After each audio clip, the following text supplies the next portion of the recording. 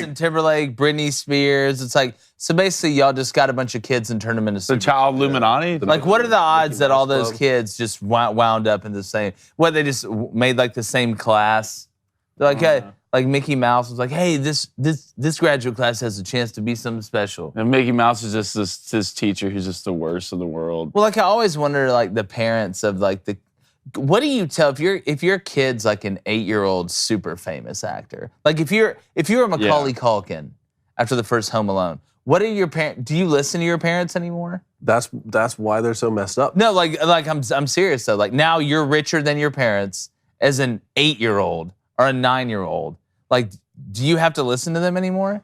Like, when they're like, hey, you need to go to bed, and be like, well, who's paying the mortgage in this house? Maybe y'all need to go to bed. I'm watching cartoons for the next 8 hours. How did the kids get the money, though? That's my question. Let me tell you a little You're not old enough here. to have your own bank account and stuff like that. Let me tell you a little story. You're not quite movie star level. I wasn't quite Macaulay. Yes, my Bagger Vance. Okay. Right. I was an extra in The Legend of Bagger Vance. You can clearly see it. Made the final cut. Okay.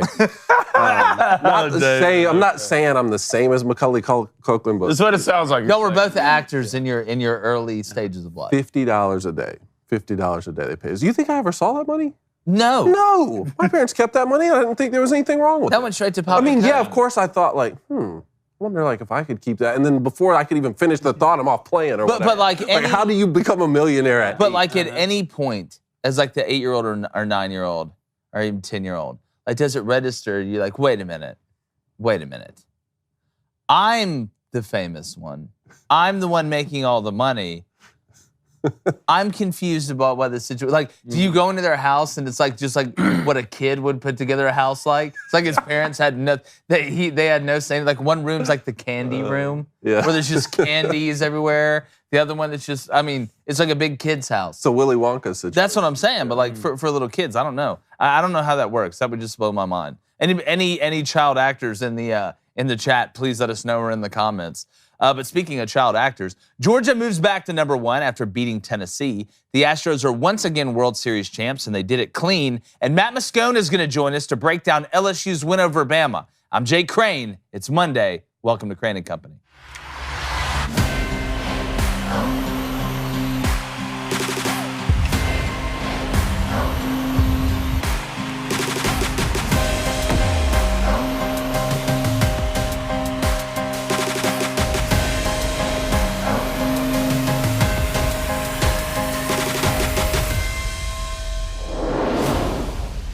After another crazy weekend in college football, some are still asking who is the best team in the sport and why.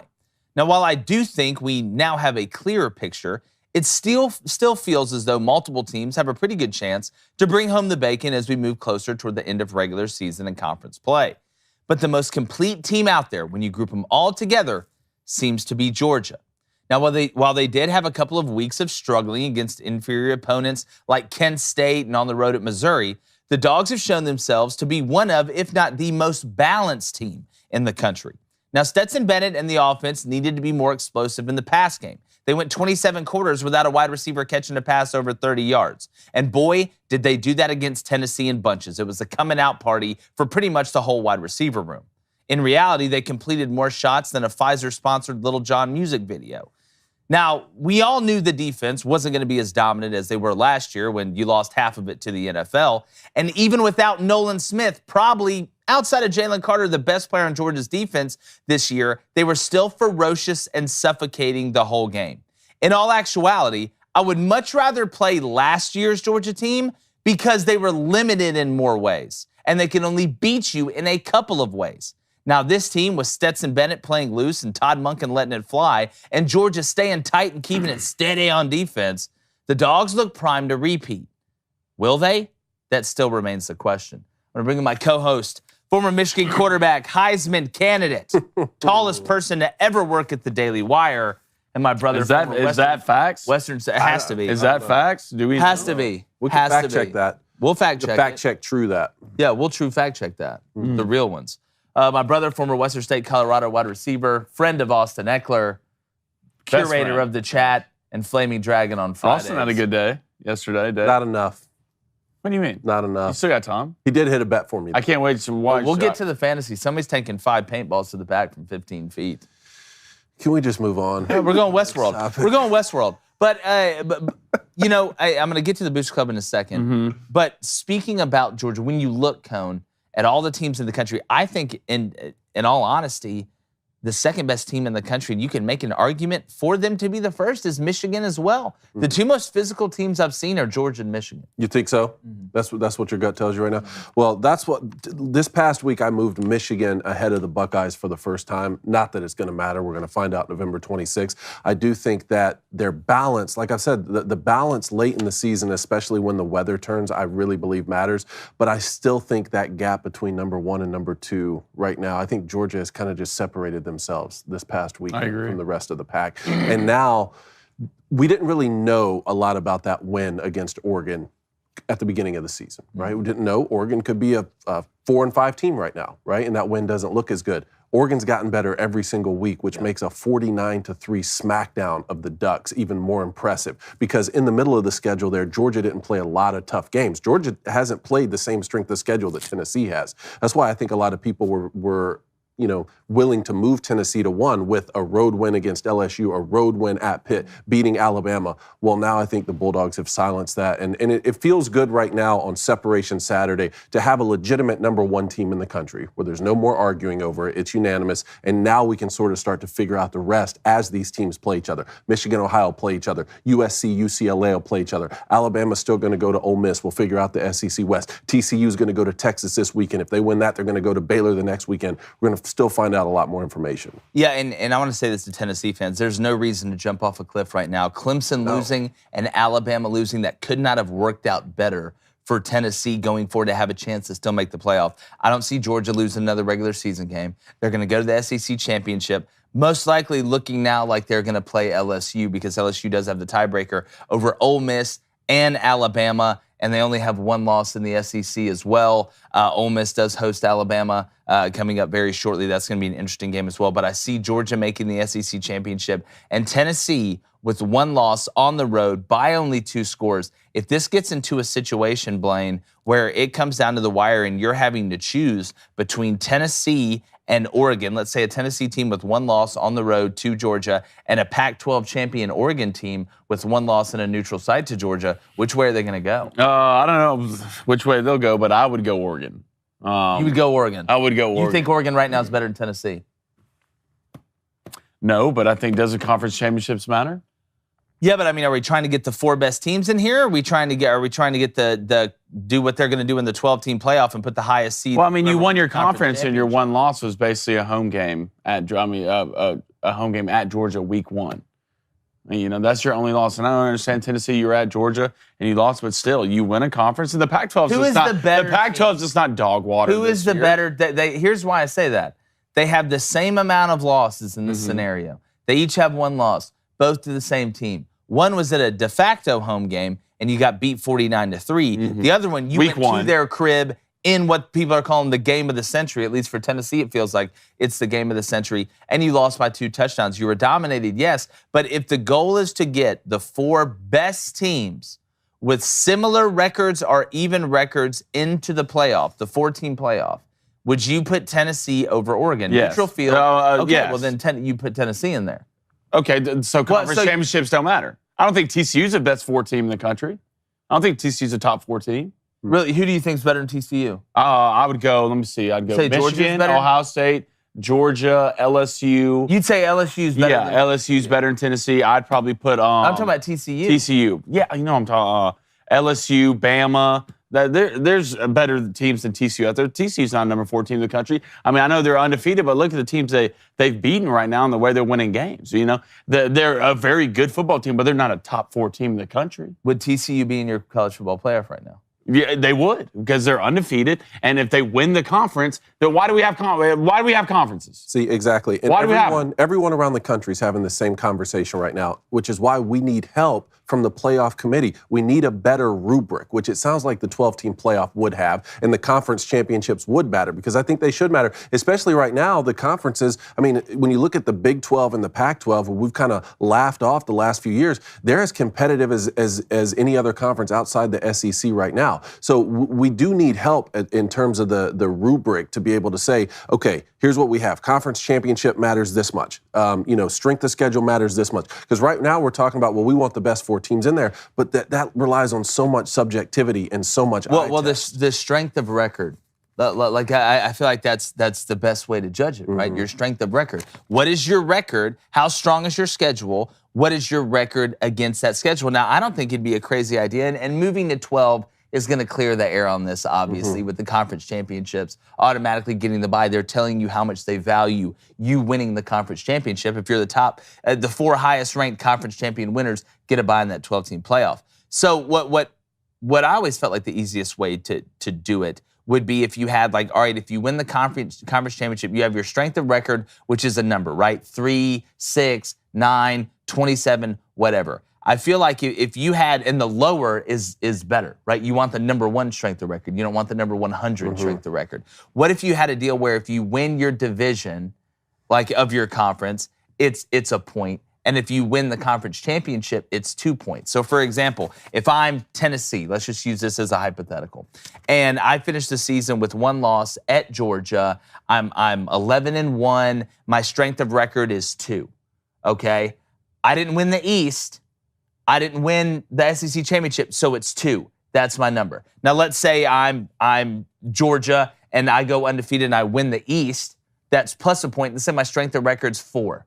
All right, in the country overall. So I won the East, that's plus 1, that bumps it to 3. Then I win the SEC, that's plus 2, that bumps it to 1. Why could you not put a hierarchical order and you give it a number value and say this is how much a conference champion is worth? Because until we get to that 12 team where you automatically get that bye and it's dictated, it's just a subjective number. There's no hard number. I think the strength of schedule could be subjective too, because when do you calculate it? Do you calculate it after the season? It has to be the end of the season. It would have to be. Yeah, it has to be. Like, look at Texas A&M right now. Yeah. If you had them on the schedule before the season, your strength of schedule, or if you had Texas A&M and Arkansas, your strength of schedule is looking good. I think you do it. Those teams haven't proven to be. But what happens if you played, let's say you played, say, an NC State when Devin Leary was still healthy, or you played Kentucky when Will Levis was playing, like a South Carolina situation when they played Kentucky when Will Levis was banged up. The strength of schedule can be a little bit subjective too. That's why I think at the end of the year when everything's done and you can say, all right, you played an A&M team that went 4-8. You played an A&M team that went 4-8. Doesn't matter when you played them. Doesn't matter because where you played them obviously factors into strength of schedule. It doesn't matter when you played them. That number goes to the number at the end. And then all right, here we go. Survey says, tick, tick, tick, tick, tick, tick. These are our top 4 teams. I feel like that's the best way to do it because at least you're giving it some numerical value. But speaking about numerical value, we cannot put a numerical value on how much we love the Booster Club and one of our new sponsors. We're very excited. Black Rifle Coffee. Y'all know me. Got to get started with coffee in the morning. Even on days off, which we really don't have a day off because on Saturday when we don't do a live show, we're watching football for 20 hours a day, which is great. There's a lot worse things to do. So I have to have coffee. And if you're going to have coffee, make it Black Rifle. Your favorite type of Black Rifle coffee cone? You said it the other day. Let people know. The Fool's Gold, the Irish Gold. That may be a seasonal flavor, though. I also like the Lava Panther and Silencer Smooth. Oh, the Silencer Smooth. You'll love to see it. And as we know, in today's society, especially when it comes to coffee, there's some hint of soy and social justice in there. Look, the people at Black Rifle, they're not playing that game. You need to go to blackrifle.com right now. Use our promo code BOOSTER. That's BOOSTER for 10% off your first order or when you sign up for a new Coffee Club subscription. The subscription gives you free shipping on all Coffee Club orders, early access to club deals and promotions, and special discounts from their partner brands. That's blackriflecoffee.com. Use our promo code BOOSTER. Get that 10% off with your first order or when you sign up to become a Coffee Club member. Black Rifle Coffee, supporting veterans and America's coffee. There we go. Love it. Booster Club. All right, Cone, your high water pants got some things. There he is. Yeah, what's he talking about? I'd rather see 4 teams undefeated or 1 loss from different conferences than 3 teams from the SEC in the playoff. Even if they're the 4 best teams. Even if the goal is to get the 4 best teams. So I want you to think about that, okay? So let's use that in other areas of life. Let's say you work for a big business, nationwide business, and they've got to pick the 4 best, the best employees that had the most sales or whatever, get a bonus at the end or a vacation at the end. Then at the end, they say, all right, well, we want 4 that represent each one of the regions of the United States that we're in. Not the 4 best. Sorry, Bill and Jill. Y'all 2 may be from the same region. Y'all may be the top 2 salesmen in the company. But just for equity and inclusivity's sake, we're going to give it to Toby over there on the West Coast. Even though he had half your sales, he still represented the best that they had to offer. I don't like it. But who's deciding? I don't like it. Who's deciding who the best are? Exactly. By the number of sales. We've already said that the College Football Playoff Committee doesn't know what they're talking about in a lot of cases. Those are the people deciding who the best teams are. We can have an argument about who's deciding it. I'm on your side on that. I don't think we have the right people deciding it. We have a bunch of business people deciding things that happen on the field. It needs to be the opposite way. The same people that make the TV money decisions don't need to be deciding who are the final 4 teams. And that's one of the problems too. Is like, oh, hey, ESPN is sponsoring this. You know, ESPN is with the SEC, so we need to get more of this conference's teams. If you don't think that's going to be a problem. Yeah, if you don't think there's any backdoor money deals being made and people getting influence and peddling certain teams,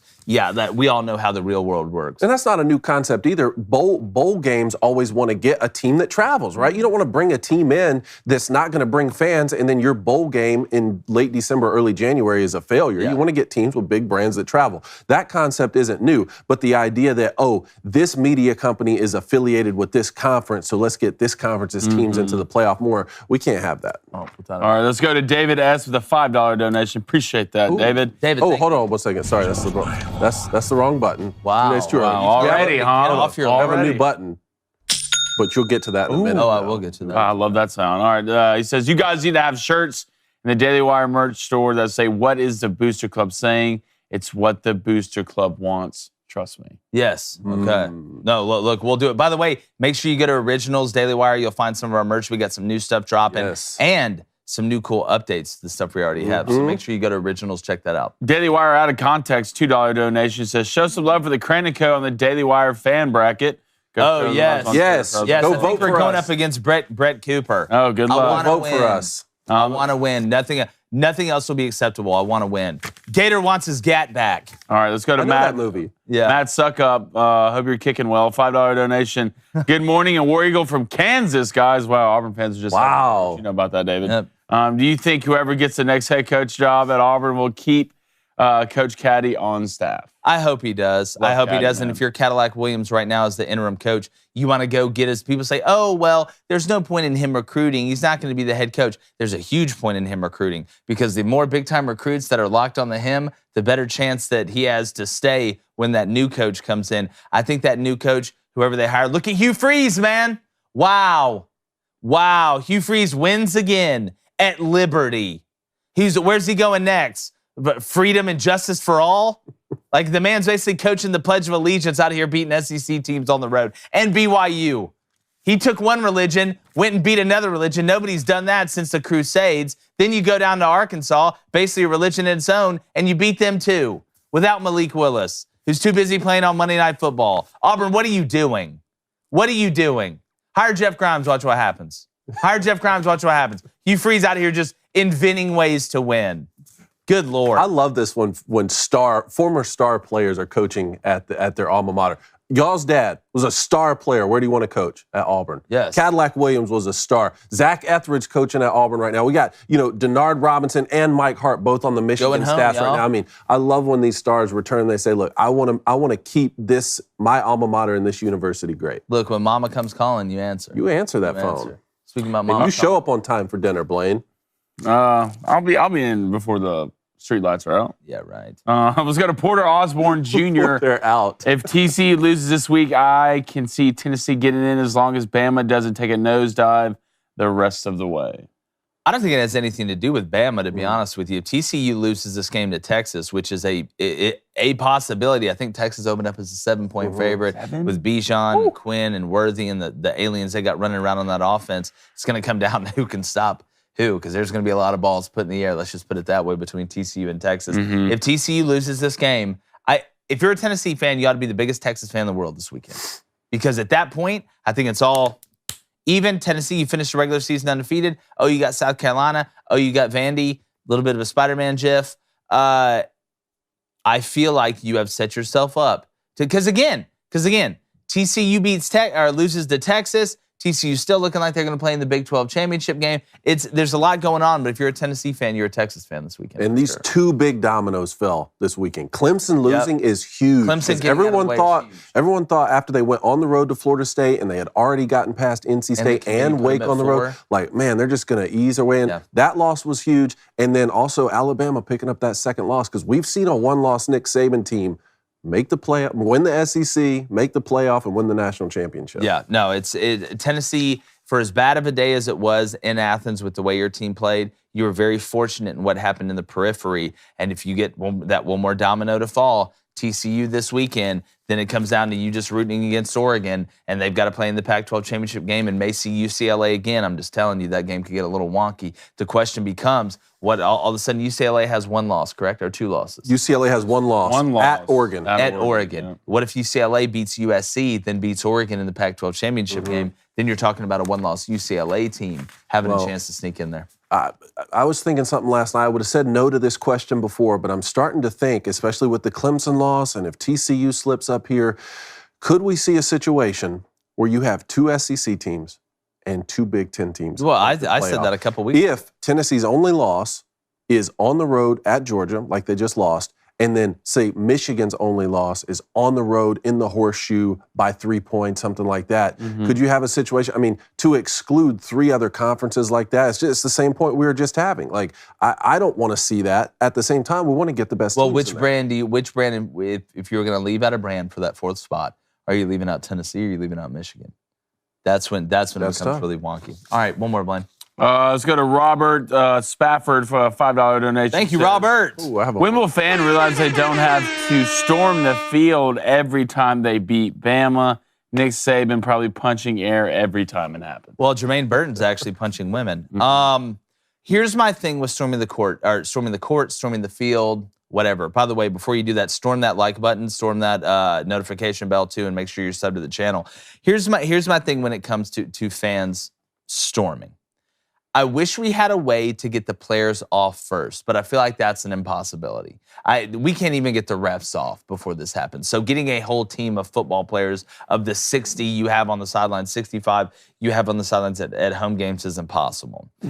I feel like we should set parameters around it. Let's go horses. Okay, no. I'm not talking about horses. I'm not talking about set a battalion of troops. No one's going to storm that field if there's a bunch of horses. You should not be able to storm the field unless you are a team that beats a top 5 team and you are ranked outside of the top 10. So, you're really going into the rubric situation there needs here. to Rules be and criteria for storming. Okay. Because everybody needs to know, all right, there's 3 minutes to go. There's a storming opportunity here.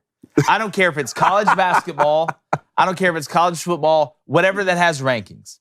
If you are at home and you are playing a team that is ranked 5 all the way to 1, and you are ranked 11 or outside, you can storm the court or the field after you win. How about you have a right to. If it's anything else other than that, then you storm, you totally lose privilege of storming forever. How about with Tennessee's situation? You've never beaten Alabama since Nick Saban's been there. You never have beaten him. Then all of a sudden you beat him. It's at night in Neyland.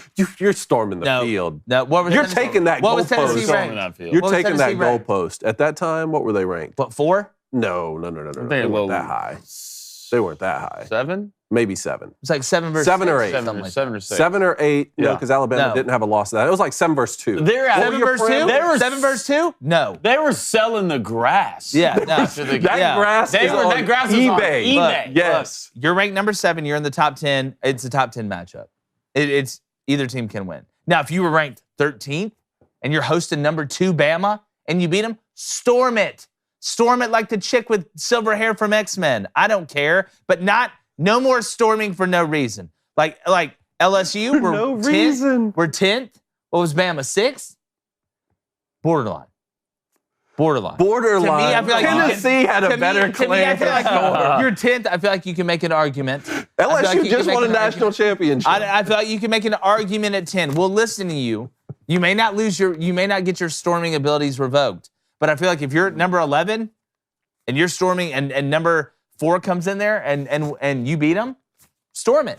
Storm it. That's in college basketball and in football. Let's put parameters around it so at least with 4 minutes to go, the people with the yellow shirts, that say CSC event staff are like, guys, we have a code storm. We got Operation They're Gonna Storm is now in effect, guys. It's looking like we're gonna pull this one out. Let me see the numbers. Let's look at the latest AP poll. Yep, they're good to go, guys. They're gonna storm. They're gonna storm. At least They we should know. look at the latest craning At company least poll. we know. That way they'll know. I love it. I just think you put horses all around the field.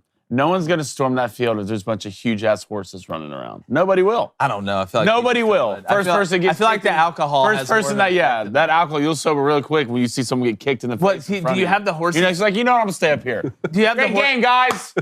Well, if you're gonna do that, the horses should be wearing like something black. No, like those horses. Like, What's the Dementor? What was those like horses off of those like evil horses? It was a Christmas movie, I believe. I think I know what you're. Oh man, I can remember. Oh, I think somebody. Those things like. All right, one more in the chat, real quick. We got to. All right, Jimbo Fisher. If I missed your. Jimbo Fisher. Yeah. Jimbo's in here. Jimbo Fisher. If I missed your donation earlier, I'm sorry. Go ahead and just say what you said, but I'll read the dono. $5 from Matt. Oh, excuse me. Soak Up. Ooh, oh, Soak Up, even better. You watch your tongue. Look, it's Monday. My last name's actually pronounced Soak Up. Don't worry though. Everyone always slaughters it. Look, it'll get to the point where you have to change your name, just like Alice's or whatever name is. Like, by the way, in the chat, some Steve person was like, "Yeah, that's not me." What are you talking about? Like in the chat yesterday on the recap, you were like, "Oh, thank you for changing your name," and like some Stevie person was like, "Yeah, that's not me." No, that was it's Steve. Stevie J. It's Steve. It's Steve Action Figure Frenzy now, and it was Alice's Action Figure Frenzy. Oh well, somebody was like, "Hey man, it's." Steve, don't be playing with me like that. What did they say on Old School when they go and see the Jeremy Piven's the principal? He's like, "Oh my God, it's cheese."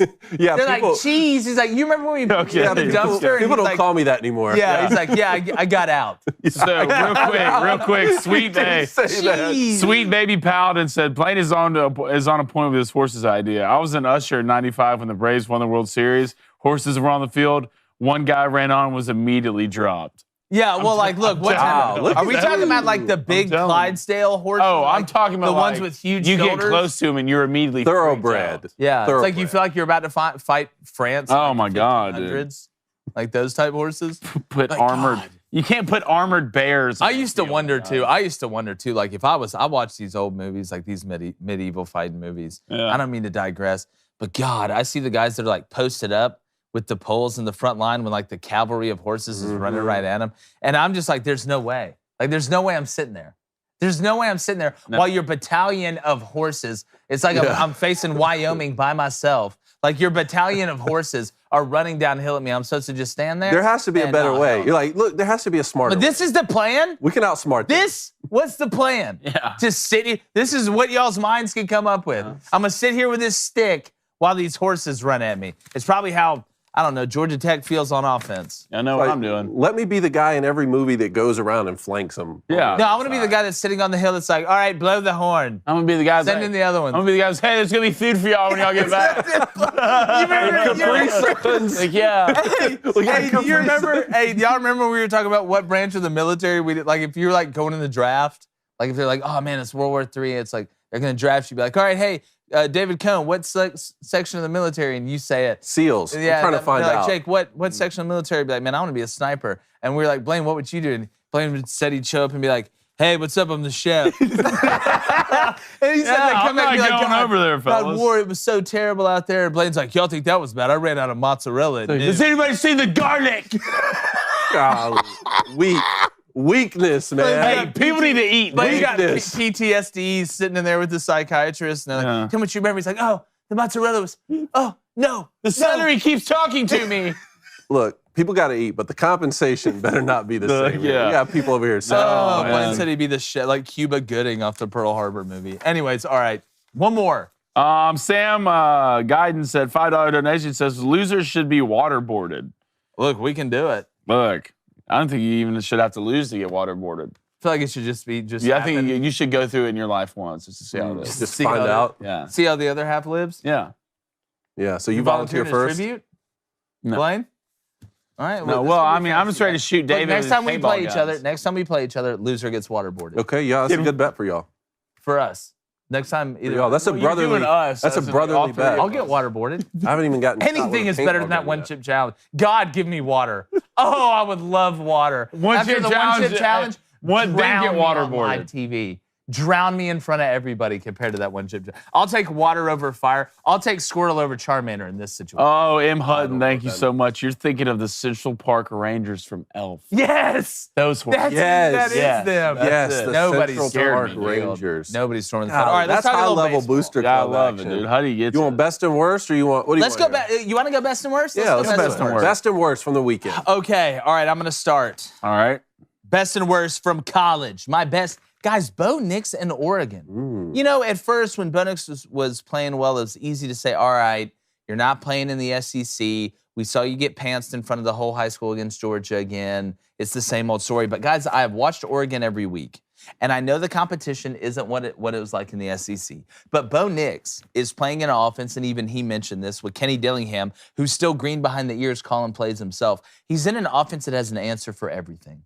If you look at the looks they get, they're always able to check, and Bo talked about this. It feels like to me that he's actually being able to use his football IQ and his experience pre-snap in an offense that allows him to blossom with it. What do I mean by that? When he was under Gus Malzahn in that pop-up book offense at Auburn, you really couldn't change a lot. Therefore, you may know the answer and say, hey, I ought to flip the play to this, but I don't have the capability to. Now in this Oregon offense, he has the ability not to just flip the run, not to just change the protection, but turn a run play into a pass play, to run a good look into a good look instead of trying to force a bad look into a bad look. But the thing I think that has separated Bo Nix the most, and the reason you look at that completion percentage, and you're like, how is he completing over 70% of passes? How is he operating this efficiently? He's doing two things. He is playing from the pocket. I have never seen Bo Nix look more comfortable from the pocket, and he's actually getting to go through progressions, and he will end with the check down. He's playing very smart. He's using his legs effectively. That's why he's not nearly as beat up. That's why when you see him catching passes for touchdowns and being able to run so effectively and have these quick bursts of big plays with the ball in his hands, he's not worried about going out there and getting hurt because he's not having to carry the ball 20 times. He's not having to run around like a chicken with his head cut off and improvise, which leads to mistakes. He's playing through the offense with high ability, with a high IQ, and you are seeing Bo Nix blossom before our very eyes. Does that mean he won't regress a little bit at some points? I don't know. It depends. It may go back, but I've never seen him operate this smoothly, and that Oregon offense is benefiting from it, whether it's the pass game, whether it's the run game, whether it's giving him time, or whether he's putting balls in places where only his guy can catch it in advantageous situations. Bo Nix is playing at the best possible level he could right now, and that's one of the main reasons you're seeing Oregon dominate the way that they have. My worst, and we talk about opportunities, right?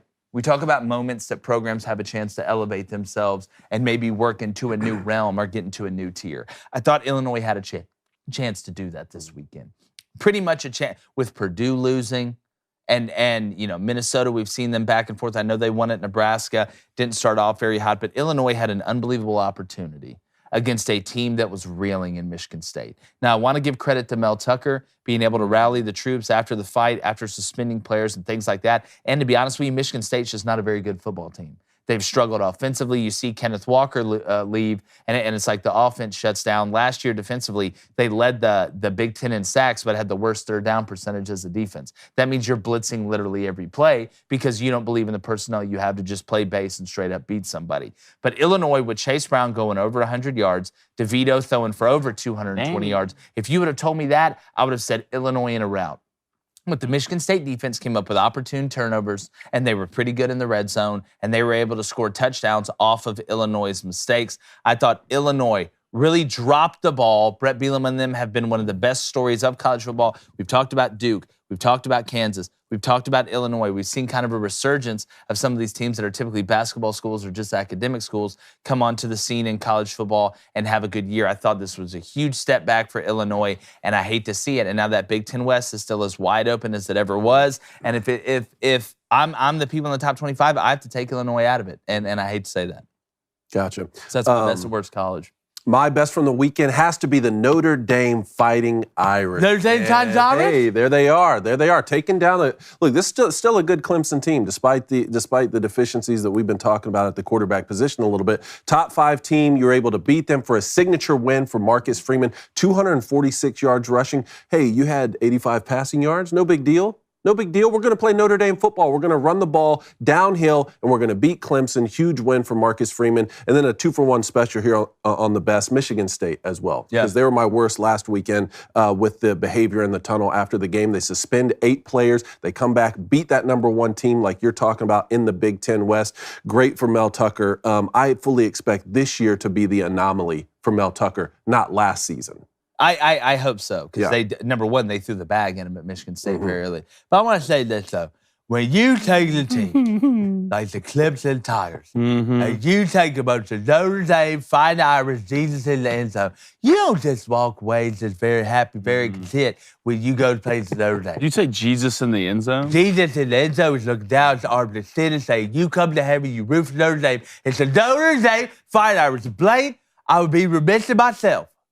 I'd be remiss in myself if I didn't say that Dabo Sweetie and the Clemson Fighting Tigers of Clemson went up there and got beat up front of the trenches.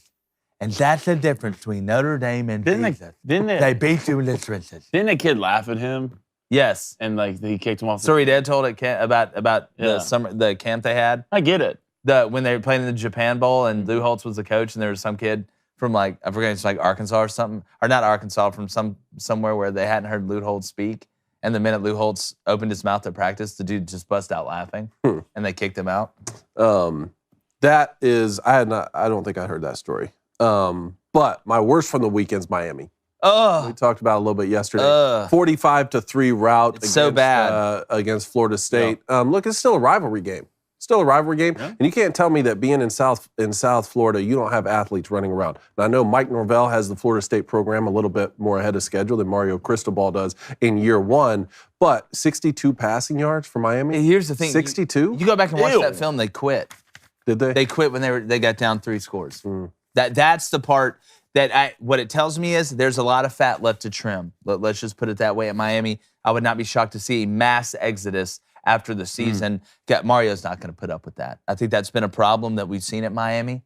They've had a lot of front runner in them. When it's going good, it's going really good. When it's going bad, it's going really, really bad. After watching that game, that team quit. And that's never acceptable. I don't care what the score is. All right, my best and worst from college football. Hey, this one, if you're watching this game, Kentucky, Missouri, the punter for Kentucky, Colin Goodfellow, a.k.a. the Great Fellow. Yes. All right. Comes out, I believe Kentucky was up 21-17. Long snapper snaps it over his head. High IQ play. Goes, I think he picks it up at the 5. Yeah. All right. Stays in the tackle box, punts it, takes the roughing the kicker, roughing the punter, still great punt. And since he's in the box, they got the first down. They got to eat more clock off of it. And now Kentucky fans are sending Colin money through Venmo for beer and ice for him to get better. Colin, congrats, my brother. What a play. Yeah, and high IQ play. This has happened a couple times this year. I actually saw this, I think, when Auburn played Mercer earlier in the season. The rule is if the ball is snapped over the punter's head, you know the tackle box for intentional grounding, right? You can't be outside of that tackle box. Or if you've got to be outside the tackle box to be able to throw the ball away, you can't be inside of it. It's similar to that with punt. So if the ball was snapped directly over his head, went straight behind him, he stayed in the tackle box, went, grabbed it, turned around, picked it up. Just because you pick it up or the ball hits the ground, you can still rough them. They changed that rule a couple years ago. Believe me, I know.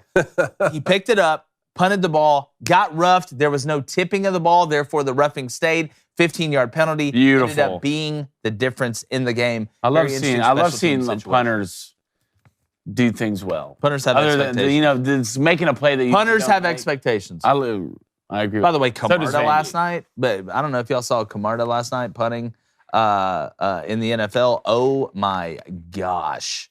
It was just absolute, hit a 74-yarder. 74? Just an absolute tank. Ray Guy is looking down on us this week. Yes, R.I.P. R.I.P. All right, and my worst in college is Purdue. I'm going to come on the show when you play Iowa, and Iowa has more passing yards than you, rushing yards, and total yards. What if you should be disappointed as yourself, as a program? You probably need to go look in the mirror. Because first of all, Purdue is supposed to be pretty good this year. Aiden O'Connell is supposed to be that guy. They have weapons on the offense, and it's just slowly Post Malone falling apart. all year, and it's just only getting worse. You have 3 points against Iowa. If Iowa wins the Big Ten West, I say that whoever just wins the Big Ten East is automatic Big Ten I champion. agree. That's a stain on the conference. If Iowa, who is an etch-a-sketch of an offense, wins the Big Ten West cone, I would be embarrassed. So they're 5-4 right now, I believe, right? Yeah, let's look at the West. How is it shaking out? Illinois is 4-2 in the West. Wisconsin's 3-3. Purdue's 3-3. Iowa's 3-3. So is Minnesota. Illinois could have locked it up. They could have won the West, right? With a win, you go 5-1. Next one's 3-3. There's 2 conference games left. Yep. I think Illinois holds the tiebreaker over Iowa. There's 3 conference games. 3 conference games left? That's right. They play 9. Yeah, so right. Now Illinois will play Purdue, Michigan, and Northwestern. You just have to win 2 out of 3. That's if you to beat Michigan State. Now you give them life. It's just sneaky. You can't do it. All right, let's get to, y'all want to get to best and worst of the NFL before we get do it. Always. We got a little time. All right, NFL, my best, the Jets, y'all. They're for real. There we go. The Jets They're for real. beating the Bills at home. Now, listen, we talked about it before the season. There's something about riding with the fear, all right? And Zach Wilson, the Cougar hunter, we all know the story. Hide your moms. Like, I mean, again, Zach Wilson's probably out there trick-or-treating, not coming to my door. But when you ride with the fear like that, when you got a little bit of the Lucky Charms taped under the car, and you think it's some of that Colombian Bam Bam, you go 6-3. You beat the Bills. And you know what? I love what they said. I watched this game. They won it in the most Jets way ever. They turned Josh Allen over. They made him uncomfortable. But, the things that the Jets were saying after the game, that it wasn't this huge celebratory party of, oh my God, it's the biggest upset in the world. I can't believe we did it. They were like, no, we expected to win this game. Zach Wilson was like, we expected to win this game. I really think the Jets may, and Robert Saleh said it best. He was like, we're kind of too young to flinch. Like we're not experienced enough to know that we shouldn't be doing this. I think they got a little bit of that youthful spunk in them. I think they got a little bit of even with Breece Hall going down, you saw Michael Carter step up, have a couple big runs yesterday. That young core they have with the Cougar hunter, the bandana wearer, the Neverland roamer. I'm just telling you, Zach Wilson's got. Did he have the best game ever? Stayed within the. You went 96 yards to kick a field goal to beat the Bills, who are in your division at home, to go to 6-3. Everybody's talking about the Giants and Brian Daboll, and that's a cool story. But the Jets, fellas, they're moving on up, and they're taking off with the Cougar hunter. Better hide your moms. 13 plays, 86 yards with 7 minutes and 50 seconds left to go. Woo! On your own 4 to go get a field goal and win that game. The Jets? Wow. And my worst, whatever the hell the Bucs and the Rams were trying to do on offense yesterday. You want to talk about polar opposites? Ugh. Watching this game last year compared to this year, it was like watching a superhero in his prime and then when he's 85 years old. Like that's what it looked like to me. Everything looked so difficult. Nobody could really get the run game going. It was ugly back and forth. These look like 2 teams that were anemic on offense, that didn't have an identity, that were just throwing vanilla ice cream against the wall or spaghetti against the wall, hoping it would work. Guys, it was tough to watch them try and complete a 3rd and medium.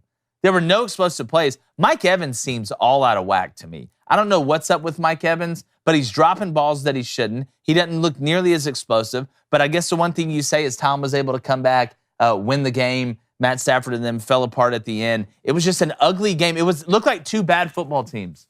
That's what it looked like. No, it looked like 2 bad football teams to me. It's just the truth. Yep. Go ahead. All right, for my NFL, let's go to the best of Jaguars, baby. Yeah, it was nice. I mean, coming back against the Raiders, I think you're down 14 points. Jaguars, you're on a 4-game losing streak, and you come back at home versus Raider team. Big dub.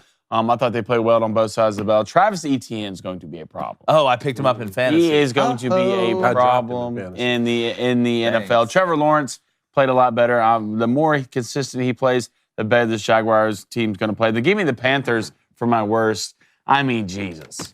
Baker came in, though, scored 21. There's bad. It's the 5s. There's ugly. And then there's the Panthers. PJ Walker had been playing well. Yeah, well, you're down 35-0 at halftime. Which is tough. It's the NFL. This is in the SEC playing Mercer. All right, and it could have been worse. Joe Mixon had 5 touchdowns. 5. Yeah. Franchise record. And you know the worst part is like he I couldn't know. score 1 last week. I know. when I thought he about just you, ran. to be honest. I thought about My you. It's picture- poverty right now. It's poverty of the Panthers right now. That's what it is. Well, you say that, but they had a chance to take the lead in the NFC South last week. it's still poverty. No, it's still That's poverty. bad. It That is 100. It is Great was bad. Depression breadline. What is Germany it's not going like to your do? defense Oh is no, we terrible. figured You have it out. Derek Brown. You have Shaq Thompson. You have J.C. Horn. You got guys playing on this defense, but PJ, I don't know what was going on, man. But you're closing your eyes and throw it to the other team. Joe Mixon set the record, man. That should be the best right there from the Yeah, weekend. 5 touchdowns for the Bengals. You had Joe Burrow too, so I was like, oh darn. Yeah. Oh, they called back a few of those touchdown passes. How was that clearly touchdown? pass. The one to Tyler Boyd. Not a How was that touchdown. not a touchdown? I don't know. This is I don't know. that's why I need to just make the worst of the weekend the referees, because and it's not the on the field calls. Everybody knows the game's moving a million miles an hour. Yeah. They're trying to get the calls right. It's in the booth reviews. When you go and you review a call, like to me, they still are getting these calls wrong. But I'm not going to get into that right now. My best of the weekend, I'm going to go with Tom Brady this weekend. 55th game-winning drive in 100K the fourth pass, quarter, and not only that, but 100,000 passing yards. I Yeah. mean, 100,000 passing yards. I remember growing up a Dan Marino fan. When he was, had 50,000 something, it was miles ahead of everyone else. 100,000 passing yards for Tom Brady is just incredible. My worst for the weekend is going to be the Raiders. This is the 3rd loss of the season They with a suck. 17-point lead. Hey, they were up. Adams Hey, ball. they were up 20-0 on ball's Arizona, 17-0 on Kansas City, 17-0 again yesterday Yep. with Jacksonville. 3rd blown lead. I think only 2 other teams in NFL history have done that. It's just not a good situation right now in Vegas. Does anybody else just feel like the Raiders just need to reset everything? Like just start Really? over? I think They they have need the to pieces. sign. Like, I think the just Raiders start need to over. sign Aaron Rodgers. I mean, Sign A-Rod. Sign him. get him back with Devontae. Sign him. They brought Devontae Adams to Sign bring him. Aaron Rodgers over. Aaron, get out of there. They already have a Hall of Fame quarterback. That's what Devontae Adams Who? said. That's what Devontae Adams said. Was he a Hall of Fame He hot said I dog went eater? from one Hall of Fame quarterback to Joey another. Chestnut? There's no, if Derek Carr is a Hall of Fame quarterback, then I'm going to go throw my name in the ring for a Hall of Fame archery. Well, we're free agents, so You are a great archer. I'm weirdly good at like shooting bows. Some people have called you the Robin Hood of our time. Yeah, the Jennifer Lawrence. That's true. Another person who's been called the Jennifer Lawrence of our time is Matt Moscona. Perhaps a further review. Yeah. Except some people think Welcome. he's even better looking. So Matt, a couple things. Number one, glad to see you're alive and that Baton Rouge didn't get burned down. I was wondering if that was going to happen. I'm just going to let you have the floor for a second. Brian Kelly, the stepfather you never knew you needed, and turns out he was the one you needed all along. The floor is yours, Skona. Yeah, it was an incredible day. We so seldom, guys, get those opportunities anymore. We're a culture that has valued the home viewing experience so much. So we just don't see full stadiums at Full Throat anymore. It's a rare one-off, even at Tiger Stadium. But it showed again why it's the best big game venue in the world. And at Full Throat, Tiger Stadium's a lot for anybody to deal with. And man, that's one that LSU fans are going to be talking about for a long time. And oddly enough, it's like LSU's had big wins and upset wins in the past. 97, they beat number 1 Florida and tore down the goalpost. But that 97 team wasn't going anywhere. The reason this is different is now LSU is essentially a win away from Atlanta. Now you, in November, legitimately have to talk about LSU in a college football playoff context. They could certainly go screw it up and lose to Arkansas or Texas A&M, but I'm not sure I believe that's going to happen at this point. And, man, I fully expect LSU is going to be playing in Atlanta that first Saturday of December against Georgia for a right to go to the playoff, which, guys, even when I was sitting here a month ago talking to y'all, I told you point blank when Cone asked me. I didn't believe that was a remote possibility for this team. It has happened way more quickly than I think anybody thought. Yeah, well, speaking about some of the greatest wins of all time and happening quicker than you thought, you need to make sure and sign up for a free trial at Shopify.com/Crane right now, CRAIN. It's all lowercase. You need to go to Shopify.com/Crane to start selling online products today. Shopify is awesome. It's Shopify.com/Crane. It's all lowercase. Basically, what they do, they're a platform for selling anything, your big business tools, merch, all that stuff. Hit that button. I have a real new quick on the sound Let's- effect for that, boys. when you hear that noise, it means you're making money. I got podcasters all the time that hit me up, Moscona. I'm sure they hit up you too. And they're like, all right, I want to sell merch. I want to do this. I want to get my name out. I want to run it like a business. How do I do it? It's Shopify. That's how you do it. It's that simple. They do it. They have 24/7 support. It's on-demand business as well. They're in your corner every step of the way. You can sign up for a free trial at shopify.com/crane. That's CRAIN. It's all lowercase. Shopify.com/crane to start selling online today. Shopify.com/crane. Do it now. Do it now. I love it. All right, good. Great segue there. So, Matt, when you look at that game, and I'm with you, it was an unbelievable atmosphere. But again, that doesn't surprise me with LSU. I expected it, a night game in Baton Rouge. That's one of the ways you find your way to Hogwarts. You just stumble around the stadium, and you end up there at some point. But when you look at how the game played out, we talked about Alabama's plan. They looked kind of disorganized in how they were handling Jaden Daniels. But I laid out the three things they had to do. They had to be able to win. They needed a little help from Alabama, which they got. I'm going to get to that in a second. They needed to play clean, especially on special teams. They did that. And I thought Jaden Daniels utilized that deep third enough to keep Alabama honest. But the biggest play of the game, without a doubt, Matt, was the turnover by Bryce Young on the first drive that Alabama had, because that game looked like it was going toward LSU going down early again. And I don't think they could have gone down early against this Alabama team and clawed back the way they did against Ole Miss and Auburn. Was Bryce Young throwing that interception on their first drive offensively the biggest play of the game? I feel like it turned the whole game around early. I can understand the opinion. I don't know that I necessarily think it was. Because, look, we could look at a game that ended tied. You could say, well, obviously that was an opportunity to get points. But the reason I would disagree is LSU's been in that spot. I mean, I know it's been a narrative, but they were down 14 to Florida State, 13 to Mississippi State, 17 at Auburn. They were down 17-3 to Ole Miss. But Matt, there's a difference between they went down to Tennessee and got ran out of the gym. I think it would have been a lot more similar to the Tennessee game as opposed to Auburn, who's inept on offense, Ole Miss, who's a run-to-pass offense. You know what I'm saying? Here's the difference. Tennessee remains a bad matchup for this LSU team. Alabama, and the reason LSU was able to have the success they did, guys, Bryce Young completed fewer than 50% of his passes. I've never seen him play that bad. And it's not that Bryce Young is just all of a sudden became a bad player. It's two things. Number one, LSU's defensive front seven looks like an LSU defensive front seven. There are parts of the team that don't, but the LSU's defensive front seven with Baskerville and Perkins and B.J. Ojolari, fast, athletic dudes that can run, they pressured Bryce Young all night. They had double-digit quarterback hurries. Every time he dropped back, he was hurried or hit. So that was 1 and 2. Bama's receivers aren't as good as Tennessee's. LSU's vulnerability defensively is their secondary, in particular on the edges. LSU's cornerbacks do not look like Stingley and Tre'Davious White and Patrick Peterson. It doesn't look like that. And Bama's receivers couldn't take advantage of it. Tennessee's good because they're fantastic. Any team that rolls up on LSU with that amount of talent at receiver is going to have success through the air. Bama couldn't take advantage of it, and that's why LSU was able to string together stops against that team. Yeah, no, I think it's a great perspective, and I do agree. Tennessee, with what they do, is obviously a tough matchup for basically everybody. Georgia kept them behind the chains, kept them off schedule for the first time this year. Jaden Daniels, Matt, Jr., a lot of people talk about Walker Howard and some of the young guys that are on this LSU roster. I don't think Jaden Daniels is to a point where he's going to go into the draft. I feel like you have your quarterback for next year. How do you feel about Jaden Daniels being the guy next year? And I think that he could legitimately be a guy that we could be talking about in the Heisman if he keeps improving his decision-making, if he keeps taking advantage of the deep third down the field. Jaden Daniels is LSU's quarterback going into next year. I know there's still a lot this year. You got to feel comfortable if you're LSU, right? If he comes back. And I don't think that that's a certainty. Really? You think he throws well enough?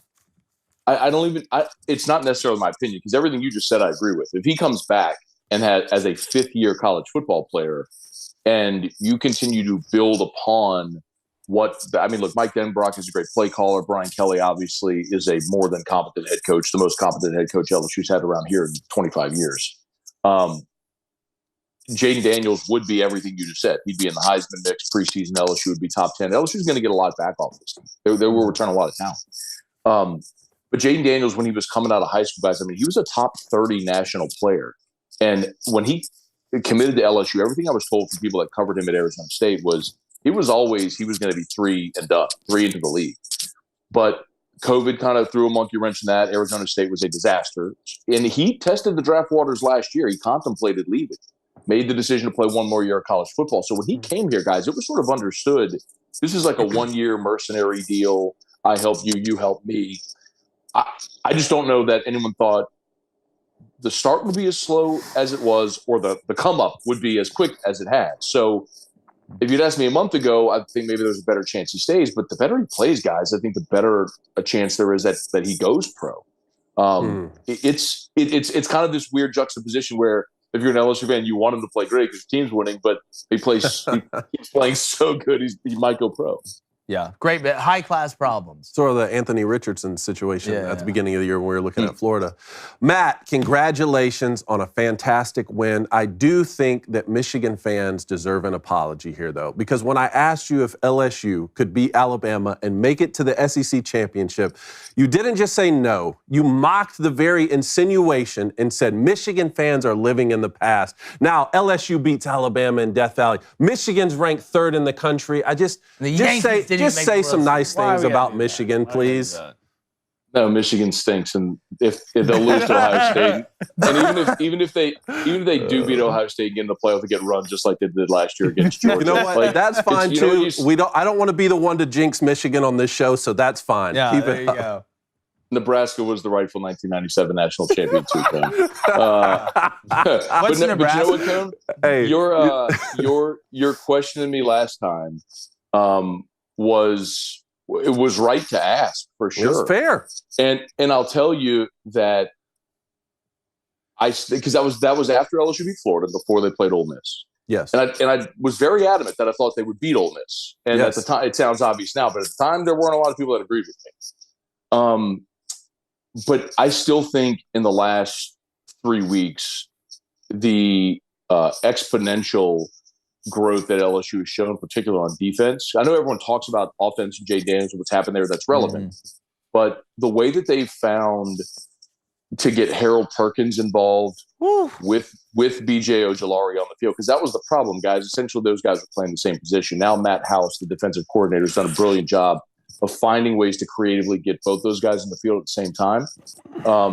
LSU's defense is kind of a different animal right now. And I still worry, like if they run up on a team like Tennessee that's got that much skill, like if they ran up against Ohio State with those receivers, that's a problem for this team.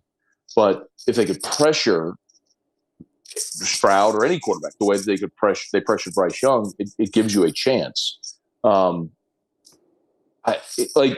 It's so hard for me to look at a possible matchup with LSU and Georgia and think that LSU at this point could go toe-to-toe.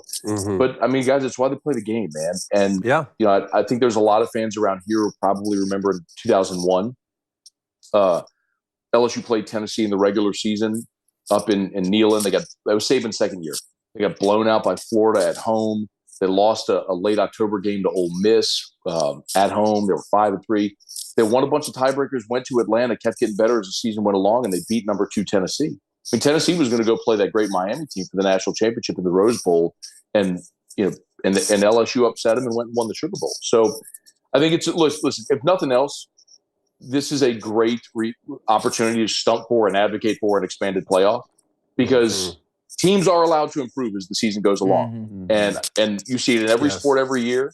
And it's why we need an expanded playoff, and I'm very excited for it, because a team like LSU in another month, I'm not sure many teams in the top 4, 5, 6 are going to want to play this LSU team. Well, we see it in college basketball all the time. You're like, hey, how the hell did this 22-15 team make it to the Elite Eight? It's like, well, they won 16 of their last 17 games in the regular season and figured it out. And we see it in sports all the time. And that's why I thought the question of LSU beating Alabama was fair for 2 reasons. One, LSU, since the bad loss against Tennessee at home, has been one of the few teams around the country to get better every single week. And like we talk about, it's hard to get better in the middle of the season. It's easier to start good and get worse. And on the flip side of that, this isn't the same Alabama team that we've grown accustomed to seeing. I know they still have Nick Saban. I know they have the reigning Heisman Trophy winner, but they lead the SEC in penalties. They had just come off a loss at Tennessee. So I still had Alabama winning. You know what this Alabama team's like to me? It's like it's like when you see the family that, like the military family that has like 6 kids, and 5 out of the 6 kids are unbelievably well behaved, but there's always that one kid that's just climbing all over everything and wants to take everything in the family and doesn't care. He's like the youngest one, so the parents have given up at this point. Like they're like, hey, 5 of 6 is pretty good. I feel like Adam feels like I feel like Adam a little deeper. No, this isn't. No, Are you okay? No, I'm not talking about you. What I'm saying is this is like the one Saban team that like they don't listen. Like they keep committing penalties. They make stupid special teams mistakes. They beat themselves. That's been the recipe for Nick and Alabama is we're going to recruit better than you. We're going to have better structure, but we're also going to play smarter than you. You're going to have worse players and beat yourself. We're going to have better players and watch you beat yourself. But it has to be. This is not. It has to be Alabama. somewhat sweet from an LSU standpoint to watch Eli Ricks get diced up a little bit in that game. Oh, when it mattered. But did anybody realize? It was sweet, did anybody Matt. notice that LSU ran on the 2-point play? The play that everybody runs on every two. The same one that Clemson beat Bama in the national championship game with Hunter Renfrow. It's a pick play off a sprint out arm Pete side. Goldie should be fired. I swear to God, if it was me, I'd have called timeout instantly. I'd have called timeout. When they lined up in that formation, I'm like, guys, all right, let's really think. They're running the pick play. They called timeout. We used to call it Z-pick. I thought LSU called timeout. We used to call it Z-pick. No, I'm pretty sure Bama called timeout, right? And they LSU called LSU called LSU called it, That's but what I Nick thought. was trying to call timeout, and Brian Kelly got one off first, and Bama still didn't get the right personnel on the field and had to run a guy off. That's when late. you call timeout. This is like Saban. I'm surprised they didn't kill Pete Golding on the sideline. Yeah, look, I hope Pete's all right. I mean, me too. Does anybody know where Pete is? I could take a guess. First of all, Matt, beard looks phenomenal. It does. And 2, the Astros you. are a bunch of cheaters. Okay, so let's go A to lot of boys are Let's go cheating. to Travis Elrod here, and he wants to know, Matt. We kind of talked about this earlier on the show. Who do you put in the playoffs? All right, a 1-loss Oregon with a conference championship, or a 1-loss Tennessee without a conference championship? Oregon. Mm-hmm. I think that's the way it'll go. I think the committee has shown over the year they will value that conference championship if the records are the same. The exception, guys, remember the year where Penn State beat Ohio State, won the Big Ten, and Ohio State got in because Penn State, I think, maybe had 3 losses that year. Yeah, or the time when Alabama didn't win the West and yet still got in the college football playoff. That's happened twice. Yeah, believe me, I know. To ask LSU fans. And you do too. Do. You know better than anybody. So, I think a 1-loss story. The really interesting thing, guys, I could throw a whole monkey wrench into it, is what happens if TCU does go undefeated. Because if TCU is undefeated, they're in. Their strength of record's 3, Matt. Yeah. Their strength of TCU's got to be in. I don't get the TCU hate. So, Matt, is it a given that a two-loss LSU team that wins the SEC championship is in the playoff? With Clemson's loss, I would say yes, because I think the thing that could have held him out, Cone, would have been an undefeated Big Ten champ, undefeated ACC champ, undefeated Big 12 champ, and then potentially 1 loss Oregon, whose only loss was Georgia week 1. And the other thing that helps the Pac-12 now is they play the conference championship game. Remember, there's no divisions. So it's not like a North against South. It's just the 2 best. Yeah, so they'll get a chance to beat USC or someone like that. Either USC or UCLA. I'll continue to say it. I think Oregon is going to win out in the regular season, but I think they're going to play UCLA in the Pac-12 championship and lose. I think we're going to be talking about a 1-loss UCLA team getting in the playoff. I'm just telling you guys, because UCLA, I think, is going to beat USC. And remember, that Oregon game, they kicked that surprise onside kick that kept UCLA in catch-up mode that whole game. It just neutral site. New phone, who dis? I'm just telling you, watch out for UCLA to make the playoff, guys. God, I really like Oregon to win the Pac-12. I wonder who picked that. Oh, wait, I did. All right, Justin Decker, he wants to know, Matt, did the Liberty win over Arkansas popsly make Hugh Freeze the favorite to land the Auburn job? Oh, please, God, please. I don't think Hugh Freeze is going to get hired at Auburn. And also, I don't know if Hugh Freeze wants the Auburn job. I'm not saying... If you have something, please correct. I don't cover Auburn day to day. I know for a fact. Number 1, I don't know if he gets it because of Roberts, but I promise you, Matt, on everything I love, Hugh Freeze would take the job right now in a second. I promise that. What conversations that I had about a month ago were that Freeze might be interested depending on who they hired as AD. So I don't know what his relationship is with John Cohen. But it stands. And by the way, his new contract at Liberty, it doesn't matter. Tear it up. Like it's a $2.5 million buyout. Yeah, it's just worth mentioning, Jake, because like a lot of people say, oh, he just signed an extension. It's it's not how that works. Legitimate doesn't matter at all. Like he would go. But I'm more interested as far as Arkansas goes. Is that a team that, a week ago, they come off the big win over Auburn on the road. They're looking ahead to LSU. They have this letdown spot. Liberty pops them at home. LSU sky high after their win over Bama. Is this a letdown spot for LSU and a bounce back spot for Arkansas? 11 a.m. in Fayetteville. This one could be sticky. Just pay attention at 11 a.m.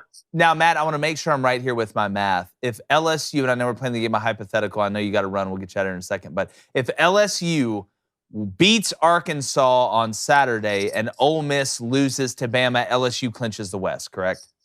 Correct. They would own a tiebreaker over Bama and Ole Miss at that point. Definitely. Well, I tell you what, Matt, LSU cost me $100, buddy. I appreciate it. I don't think Matt cares. I don't think Matt. I don't need you $100. You're a Yankees fan, all right? One, and you have a beautiful beard, so I need you to care when LSU beats Alabama. We sat on the show and you said that they wouldn't, and I agreed. Now I'm down 100. I don't make enough money. All right, now I'm gonna get that $100 live on the show tomorrow. I want to see it. Yeah, I did pick Alabama to beat LSU, but Blaine, I learned a long time ago, bro.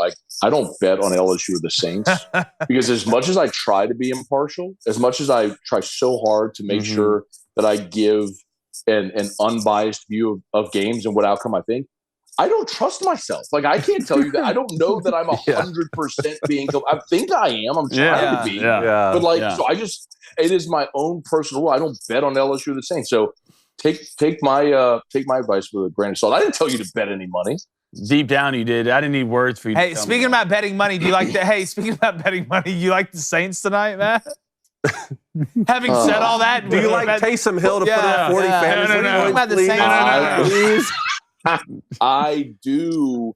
The fact that Mark Andrews is not playing is really significant. Darren Waller did not play last week for the Raiders either. Saints defense looks like maybe they figured some stuff out. The offense has been good. That's not been the problem. That's been just the public narrative with the receiver injuries. The offense has been fine. I do think the Saints win tonight. Yeah, who would have thought? Andy Dalton in the offense humming along and Dennis Allen. A lot of Andy Dalton today. Need a lot of Taysom Hill. Taysom Hill. No Taysom Hill. Put him everywhere. I want him to play every position before the night's over. Taysom Hill, the play Avenger, a lot of punter. The Avenger. All right, Matt, thanks so much, my friend. After further review, AFR, make sure you check it out. It's always good to talk to you, buddy. Nebraska 97 national champs. All right, thanks, Matt. Okay, Cone. You want to get to a rapid fire before we get to sub break? Let's do it. Pew. Hold on, I have a button for that. Here we go.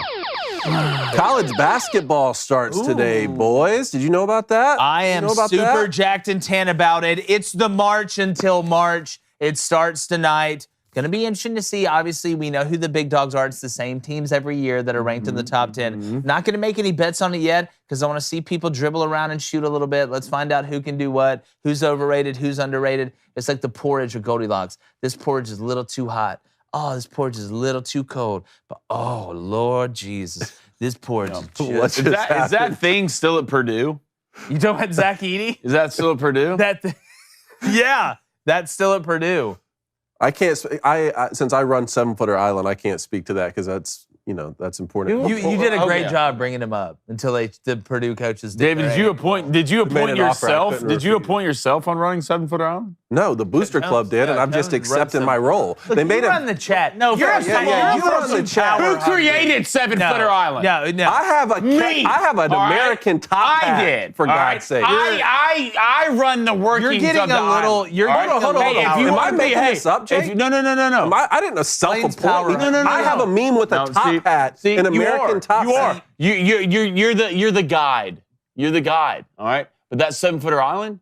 That's your boy. Yeah, you know how Willy Wonka's the guide and then owns the factory. No, that's the situation. You're not Willy Wonka. Doesn't just come down to the gate. Wonka. You know what? We're not Willy Wonka. You know what not worries Willy me? Wonka. I didn't do this. Blaine No, gets it's fine. a little bit of power. I'm doing this. I've accepted the responsibility Blaine of the gets a booster little club. bit of Thank you. I knew power. That's what it is. Running the chat. That's you give him what a it little is. bit of A power. little bit of and he power. thinks he's I running came the up whole with thing. 7-footer island. Then why am I running it? Why is the responsibility falling on me 'Cause to make it because fiscally you're a responsible? giant. Why am I making it a solvent business? because okay? you're not. You're just going. You're a tall person pointing out other tall people. I'm the one driving the you wanna walk revenue in for my the office- place, okay? Talk about your salary. We can. But other than that, it's my island. All I know is one person in here wears an American flag outfit with a top hat and a cane. Yep. And he waits by the end of that dock for the boat tours to pull up on 7-footer. Well, guess 'Cause who I'm got doing- the 7-footers there? You're welcome.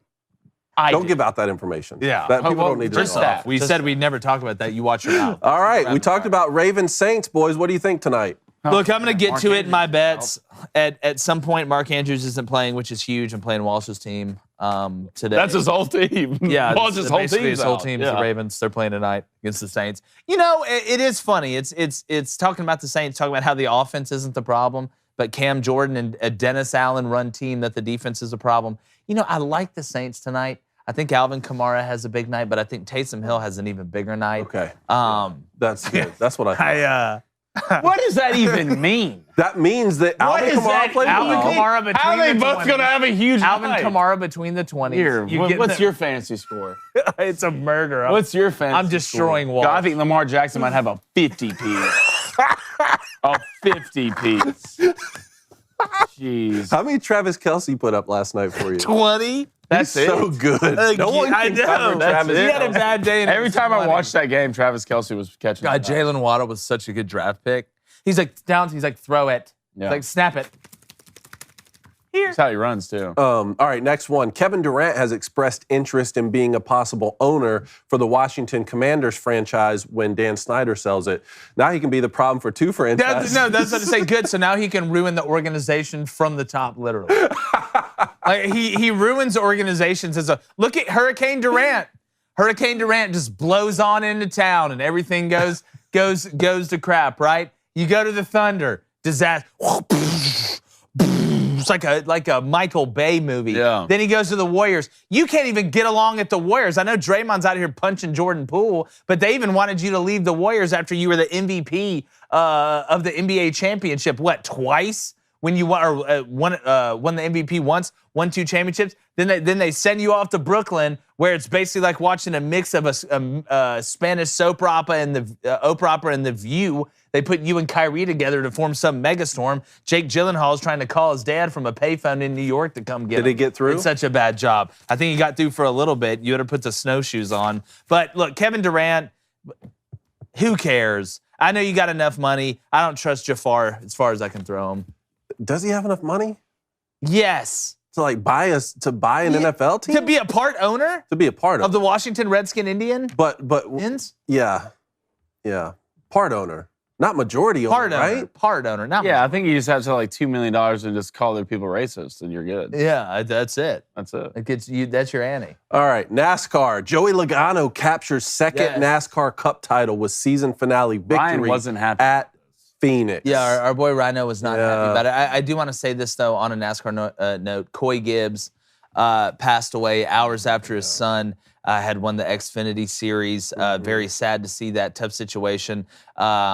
We obviously are praying for the Gibbs family. What a high to a low. But, at least in this situation, you got to see your son. One of the last acts you had was your son winning something that you both cared about and spent a lot of time together about. So just prayers out for the Gibbs family as well. Do we have video of the guy using the ramp, Chastain? The ramp? Do we have that where he used the ramp to finish in the top 5? I feel like that's The wall? The wall. wall. What did I say? the ramp. That's The the ramp. ramp? Not the That'd ramp. be cool, have too. ramps That would out be there? sick. Wait a second. Yeah, here we go. Wait a second. Here we go. Should there be ramps in NASCAR? Yes. They have a different imagine? circuit, right? Yeah. Can you imagine we're going last lap, someone's got to make a play, and this dude Starsky and Hutches it over 8 other How cars would you and wins land, it? though, is the question. It doesn't matter. So you want a Mario? What do you mean You want a it does Mario matter? Kart this whole Yeah, situation? let's put bananas on there. Little boxes. We can shoot turtles at. Once robots are driving the cars, I bet they do that. There's a lot of Chase Elliott fans in the chat. That Yes, much I know. yes. Is All there? That much I know. All right, what's next? World Series? Kirk Cousins dance. We had the Oh, Kirk yeah, Cousins. let's Y'all show see Kirk this. Cousins coming home on the plane yesterday? Yeah, let's watch Not Mid Kirk. Hey, he's got all the chains on. with the sunglasses on. Let's go ahead and play why it. is Joe Biden's kid on the TV? Look at Kirk Cousins. Let's play the clip. Let's play the clip. Get after it, Kirk. Yeah. Do the librarian. Look at the chains he has on. He's got the big clock chain. Oh, Yeah, man. he looks like Flava Flav's adopted brother. More than mid. He's not. 38 straight games with a touchdown He's pass. mid. That's mid? That's Yes, mid these days? These other quarterbacks out here getting taken out of the game, getting replaced. 38 straight games That with roster a touchdown. he has. is Iron mid. Man. I didn't have to. Iron Man. I didn't have to look up his stats. Iron If I pull them up right now, they're Man. mid. By the That's way. all it says. By the He's way. like Kirk Cousins and James. It's like I'm mid. Yeah, but by the way, we got to give the Astros some love. Astros don't. time, baby. Yes, we do. No, Look, we- they Astros. won the World Series, No, we Blaine. don't. and they did it without cheating. And Are we sure? And the Yankees still haven't apologized. We haven't found it. Yeah, well, you know what? Still, the Yankees can't. The little fat 5'6" guy who ever runs the Twitter Yankees can't hurt me. I don't know. I feel like he has hurt. He hasn't. Like- I just want an apology because I was right and you were wrong. So if so, But you know, you're wrong. we always talk about Major League Baseball. And I go on a radio show with a buddy of mine who's like, I feel like Major League Baseball, the best team doesn't always win. I'm like, number one, that's great. I think that's fantastic that not just one team wins the whole time. But the Astros were a top 2, top 3 team in Major League Baseball. I know 25% of the time the wild card team wins the World Series, but the Astros finishing him out with Nick Castellanos with the best Presley since Elvis, our buddy Brian Presley on the mound. Let's go ahead and show the pitch that ends it right here. Runner on first, 4-1 Houston. It's just a pop fly. And after what my Braves did to you last year, enjoy your moment. Astros are World Series champions. And you know what? Like I said, if you want to hate the Astros for cheating, hate the 2017 team. It was ridiculous what they did with the computers and banging on trash cans. But this team did it the right way, and it's a different team. Paying you at short, you replace Correa. The Astros won the World Series without Correa. They won it in 2017 with Correa. The Braves won it without Acuna. It just goes to show you, baseball, it's not just about the superstar, it's about the team. It may be a team sport played by individuals, but it's still a team sport. Justin Verlander struggled in the postseason. You're still able to win it. Framber Valdez came out there and shoved. You hate to see it for Bryce Harper, who I thought finally kind of lived up to the billing of who everybody thought he was going to be from a leader standpoint, but the Phillies will be fine. And if you're the Astros, you got that NL East monkey off your back. You lost to the Braves. You lost to the Nationals. You were down to the Phillies, but you came back and won it. Astros 1-6. Just remember, when your boy speaks, listen. Do we have the maybe the Yordan Alvarez home run as well? 3-run shot. Let's check. Oh, yeah. Let's show this absolute moon balloon. Yordan Alvarez coming at you. 2-1. Alvarez to deep center yes. field. Can you just hear the sound it made? It is gone. Oh, my God. could Do you just know how listen to far you that. have to You hit could it just to hit listen it to over that. the batter's eye in center field? Monstrous home run from Normally, it takes Elon Musk and them 6 months to prep for a launch angle like that. 3-1. Yordan Alvarez is an absolute giant, too, at the plate. Watch this from this view. It's gone forever. That is so gone. See you in hell, big boy. God, Wow. up on the terrace of the batter's eye. I wonder what that Somebody's feels like. Gotta But feel great. if you want to watch the rest of this, remember you can listen if you want to stay here. Head over to Daily Wire Plus. But come remember, listen on Apple, Spotify, wherever you get your podcasts. Subscribe, leave a 5-star review, and share it with your friends. We're coming back with bets, fantasies, mine and yours. We'll be right back.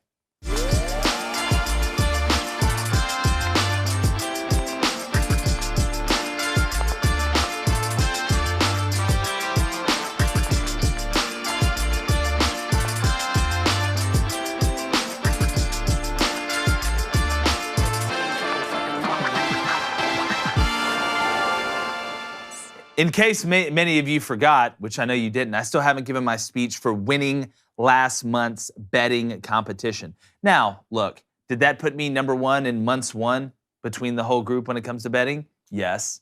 Was it a I don't know, we record? need to fact check that. Was it a it's the truth. We'll fact check.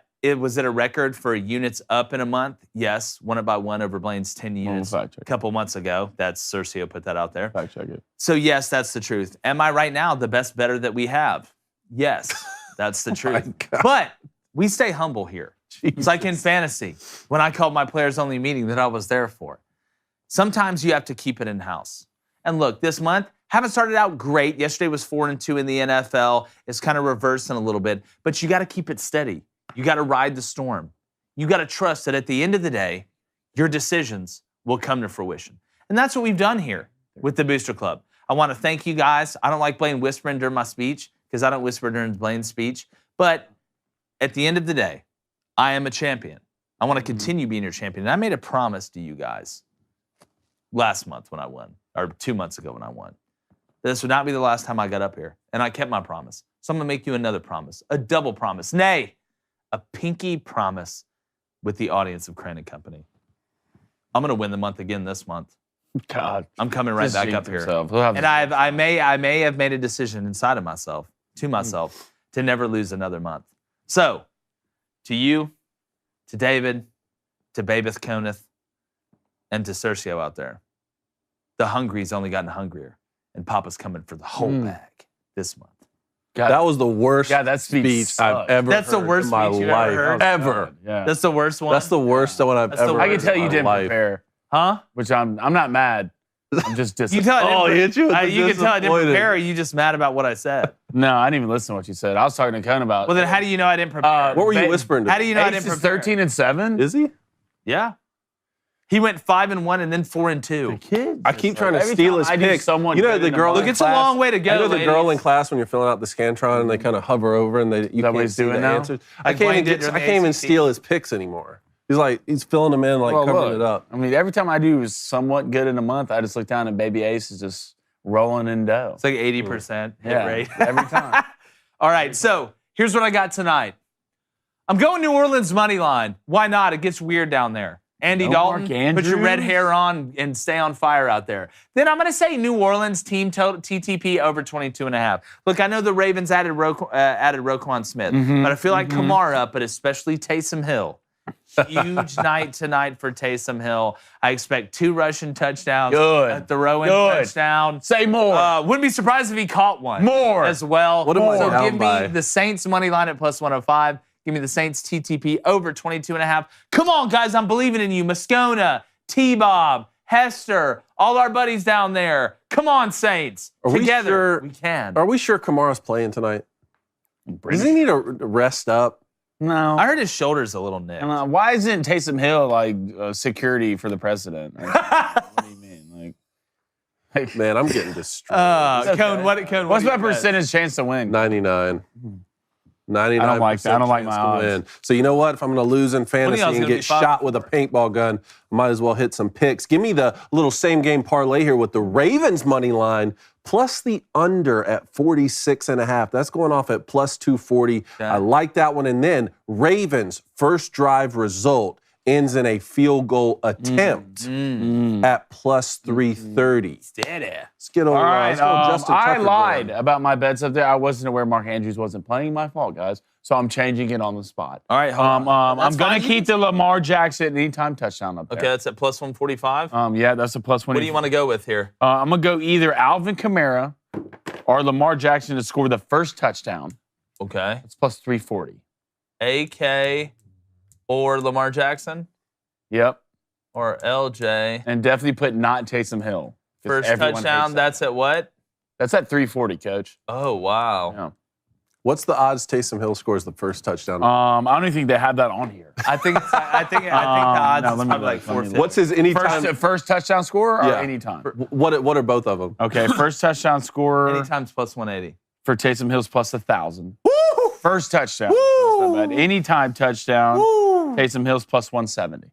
Ooh, that 70? Taysom. That's all? That Taysom Hill one's like a month ender. You got to come back. Yeah. Yeah, I just don't. I don't like the way this is lining up because it feels You like have a 99% the stars are aligning for chance Taysom. I don't to think you're win. going to like the way Taysom Hill lines up either in the red zone. All right, baby Coneth, here's what we got. He wants Lamar Jackson or Lamar Jackson and Andy Dalton combined over 2.5 touchdown passes. Yes. So just combine, they need good 3 bet. touchdown passes. Could be 3. One person throws 3, the other one throws none. They just need 3 together. And he's going hockey. He's been hot in hockey. He's going to go the Boston Bruins minus 1.5 on the puck line at plus 135. Babeth is 13-7. Bruins Go are, Ace. Bruins are 10-2. I gotta Bruins are check 10-2 right now. See, Let me check my hockey squad real quick. Oh yeah, how are your Flyers doing? Let me check my hockey. We got to go to the Booster Club while you're doing that as well. Okay, yeah. Well, the Booster Club's gonna wait 1 second. No, they're not. I don't know what. Okay. Okay. 6-3, boys. For the Flyers, the way it's been going lately, hell 6-3. yeah. We're excited about that. Let's go to Rhino Caliendo. Yeah. All right, $5 donation. Thank you, Rhino. This is for Old Man Cone. Hey, mammy, it's me, Sammy, all the way from Alabama. Put on some eggs and hammy, mammy. Whatever just happened, I love it. Yeah, you got talking about eggs and ham. Hold on, you get a Shopify sound. There it is, right there. Also, while we're Congrats talking on about the betting, bet. we have to talk about Mattress Mac. Yes. Mattress Yes. Mac Dude put won down $75 million. put down $10 million on the Astros before the season. Won $75 million. Put on 10 milli? Yeah. He Must be nice. Mattress Mac. You can just put 10 mil down. Huh? Just I guess he has a What does that furniture. feel like? He's a furniture guy, and he's a known gambler. He's a furniture guy? He's a furniture guy. I saw someone put need to start Elon Musk's furniture. face on the My Pillow guy. Oh, I know. I saw. I haven't laughed that hard in a while. With my pillow. It's the largest payout on a single legal sports bet in U.S. history. Legal sports. $75 million. He wagered a total of $10 million with numerous sports books in cash. Cashed out for $75 I couldn't do it. million. If I had $10 million, like I'd never Before bet. the season? If I had $10 million, I'd never bet over $100 on a game. Before the season. You I had to sweated it sweat. out a season. You Hey, sweated this out. is what he said. If this guy, we need to get him on the show. First get of all, this is what he Matthew back said. on the show. I have no fear in me. I have a high tolerance for risk. If I lose, there's always another day.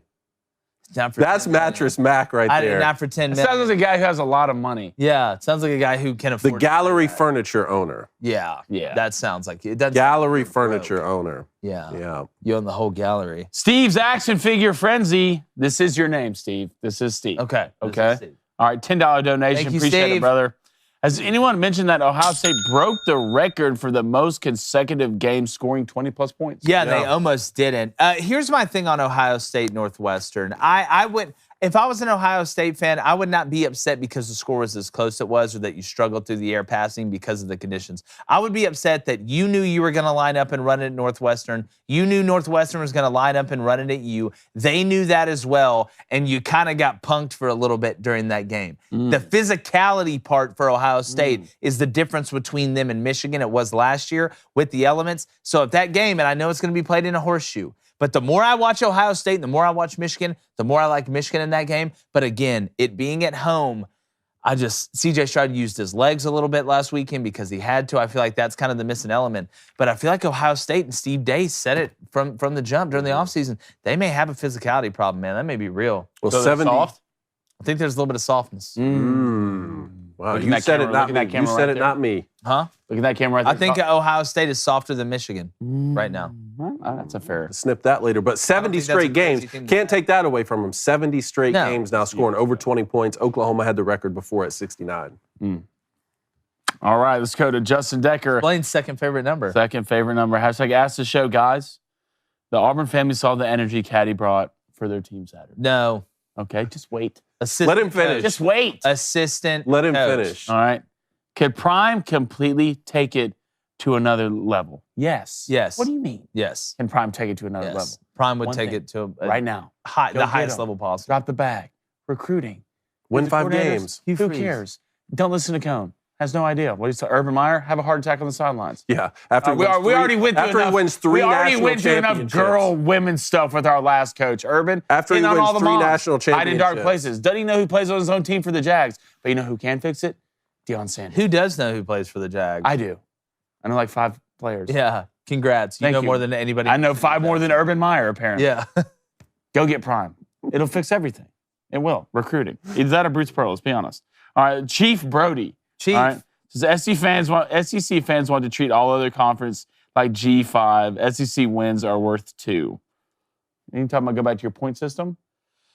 Again, the point system would be even for everybody. If you win the Pac-12, it's 2 points. If you win the SEC, it's 2 points. That's in the aggregate scoring what I'm talking about. But I mean, is it in Chief Brody? I don't think every other conference is a Group of 5 conference, but in your opinion, is the SEC the best conference?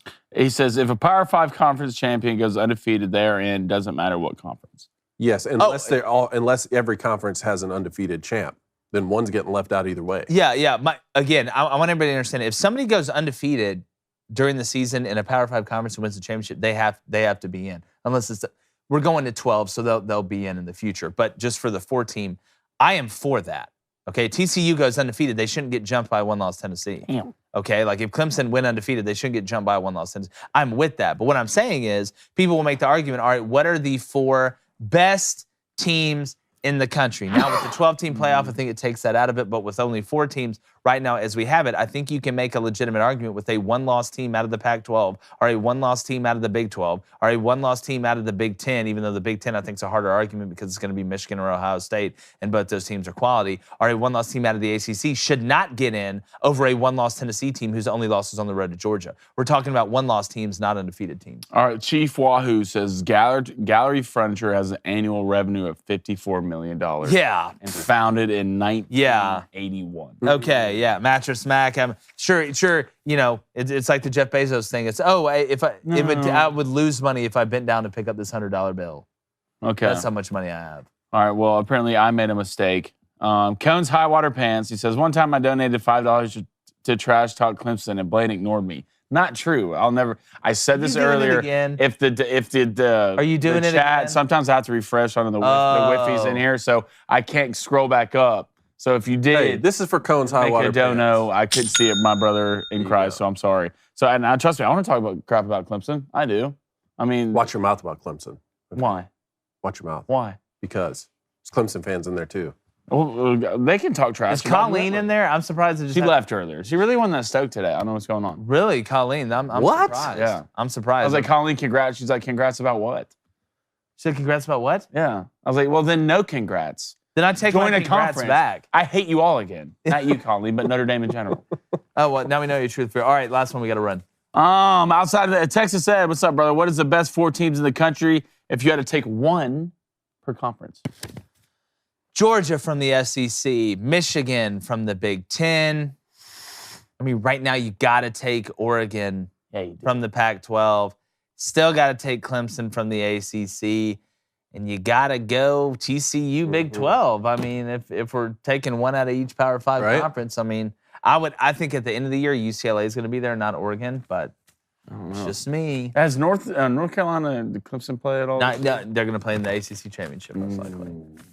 Look, Drake May, it can get weird. Yeah. It can get real weird real quick. Poll. Butcher Club wanted this earlier. Will LSU make the playoffs if they win out? If they went out. They went out. They went out. Yes. 82%. Yes, 81%. Yes, 61%. Wow. Okay, so they don't think as much chaos on the 40%. outside, huh? You need to smile more.